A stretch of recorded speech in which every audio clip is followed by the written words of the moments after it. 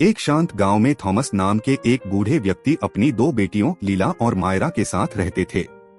उनका घर छोटा था, कपड़े साधारण और भोजन अक्सर सादा, बट उनके घर में प्रेम और हंसी की कोई कमी नहीं थी। थॉमस कभी एक कुशल बढ़ी थे, लेकिन अब वृद्ध और कमजोर हो चुके थे। लीला घर का सारा काम संभालती, जबकि मायरा गांव के चौक में अपने हाथों से बनाई गई छोटी छोटी चीजें बेचती थी।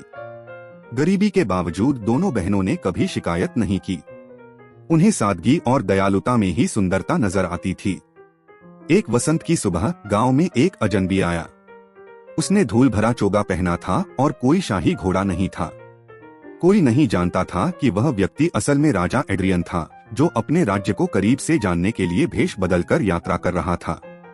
उसने सबसे पहले मायरा को बाजार में देखा। उसकी हंसी संगीत सी मधुर थी, बालों में धूप की चमक थी और वह एक बच्चे को बिना पैसे लिए खिलौना दे रही थी। यह दृश्य देखकर एड्रियन का दिल छू गया।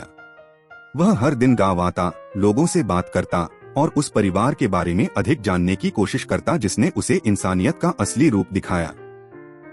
एक शाम बारिश होने लगी। मायरा ने उस अजनबी को अपने घर के अंदर आने का निमंत्रण दिया। वहां उसने थॉमस के साथ सूप पिया, लीला की आग के पास बैठकर मधुर आवाज सुनी और महसूस किया कि यह परिवार एक अजनबी को भी अपने जैसा मानता है। कुछ दिन और बीते। अब एड्रियन छिपे रहना नहीं चाहता था।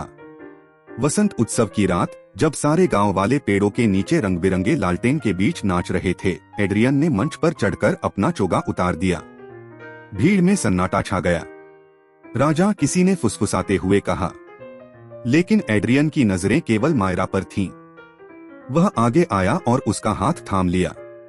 मैंने अपने पूरे राज्य में यात्रा की है और पाया है कि असली खजाना न सोने में है, न जवाहरातों में, बल्कि तुम में है, मायरा। यदि तुम स्वीकार करो तो मैं तुम्हें अपनी रानी बनाना चाहता हूँ। थॉमस की आंखों में आंसू आ गए। लीला ने उनके कंधे पर हाथ रखा और मुस्कुराई।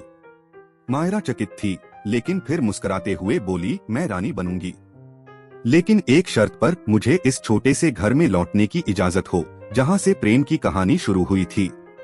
पूरा गांव खुशियों से झूम उठा। एक गरीब की बेटी रानी बन गई, लेकिन उसने कभी अपनी जड़ों को नहीं भुलाया। वह हर हफ्ते बाजार में फूल लेकर आती और राजा अक्सर उस छोटे से घर में आता, जहां आग के पास गर्माहट थी और दरवाजा हमेशा खुला रहता था, वहीं जहां उसने अपने राज्य का असली दिल पाया था।